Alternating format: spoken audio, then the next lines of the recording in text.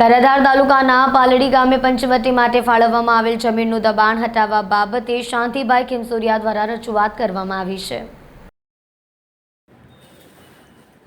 પાલડી ગામે પંચવટી માટે ફાળવવામાં આવેલ જમીનનું દબાણ હટાવવા કરેલ કામનું થયેલ નુકસાનની ભરપાઈ કરવા બાબતે શાંતિભાઈ ખીમસુરિયા દ્વારા તાલુકા વિકાસ અધિકારીને લેખિત રજૂઆત કરવામાં આવી હતી। જો આ બાબતે તંત્ર દ્વારા કોઈ કાર્યવાહી કરવામાં નહીં આવે તો ગાંધી ચિંધ્યા માર્ગે આંદોલન કરવાની ચીમકી ઉચ્ચારી હતી। ઉપરોક્ત વિષય અને સંદર્ભે અન્વયે સરકારશ્રીના આદેશ તેમજ હુકમથી પાલડી ગામે પંચવટી બનાવવા માટે સરકારશ્રી દ્વારા પંચવટી બનાવવા માટે 5 લાખ ગ્રાન્ટ હોય છે, જેમાં તાર ફેન્સિંગ, માટીકામ, પીવર બ્લોક, વૃક્ષરોપણ, રમતગમતના સાધનો, સ્ટ્રીટ લાઇટની સુવિધા, બાકડા, પાણીની ટાંકી, બોર, મોટર માટેનો આદેશ થયેલ છે, જે લોકહિત માટે ઉપયોગમાં લેવાના કામ માટે બનાવવાની હોય અને તે જગ્યાને સંદર્ભે ને ફેર કરવાનો પ્રયત્ન કરી અને તે જગ્યાને વાળી અને અંધાધૂંધ વહીવટદાર તેમજ મંત્રીશ્રી દ્વારા ગમે તે રીતે વહીવટ કરી પ્લોટ ફાળવણી આપેલ છે।